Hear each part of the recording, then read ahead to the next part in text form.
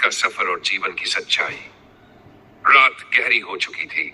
Train की रफ्तार धीमी और उसके पहियों की आवाज मानो अनामिका के दिल की धड़कनों से ताल मिला रही थी।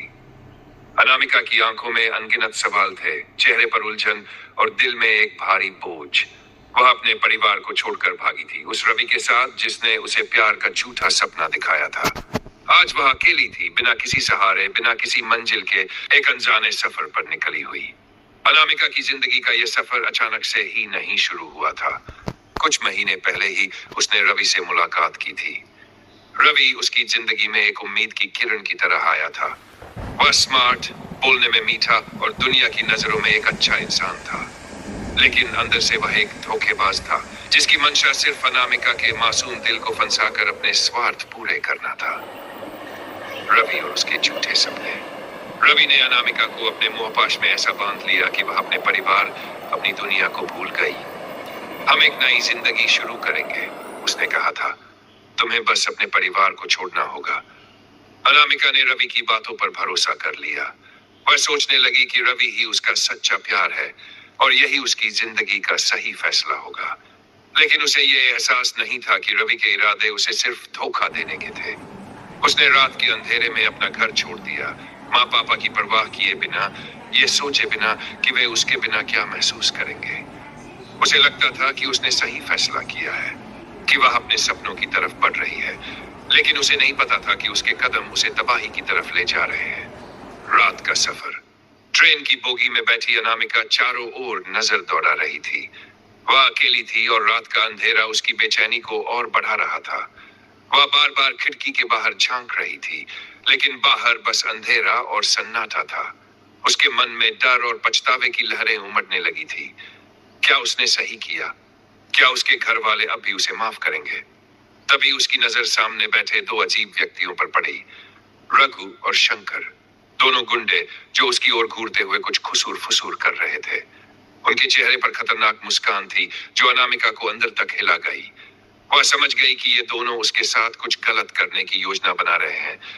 रघु ने धीरे से शंकर से कहा, देखो इसे, घर से भागी लगती है, इसे डराना आसान होगा।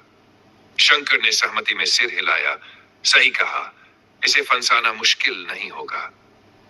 अनामिका का दिल जोर से धड़कने लगा।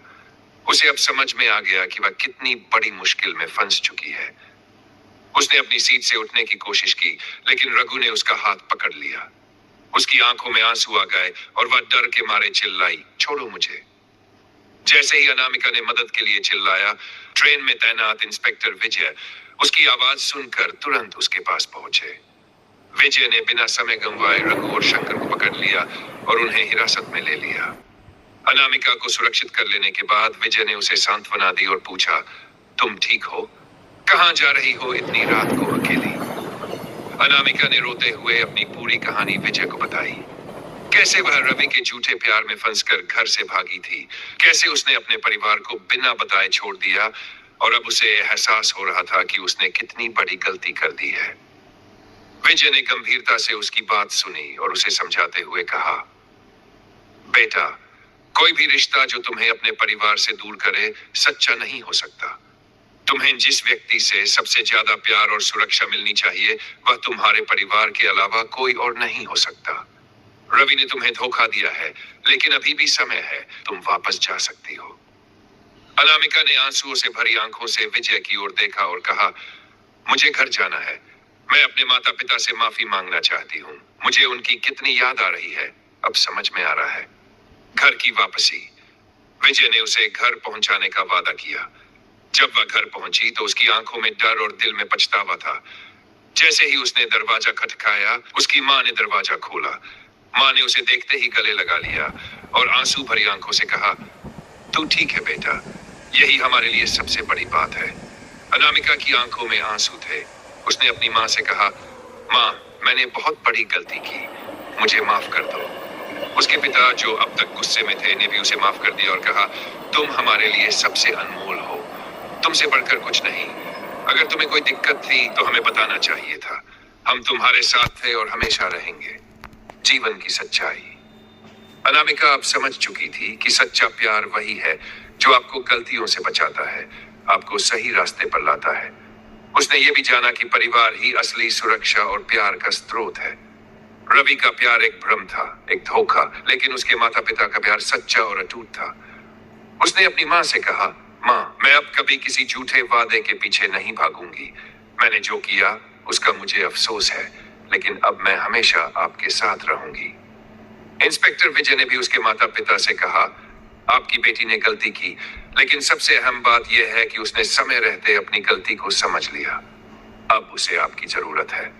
उस रात अनामिका ने सीखा कि जिंदगी के हर मोड़ पर, चाहे कितनी भी बड़ी मुश्किल क्यों न हो, सच्चा प्यार और सुरक्षा सिर्फ परिवार में होती है।